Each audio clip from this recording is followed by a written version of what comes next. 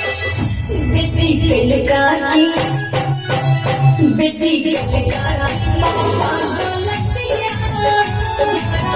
ने छोटी है औरतियाँ बेटी के लगाती पापा गलतियाँ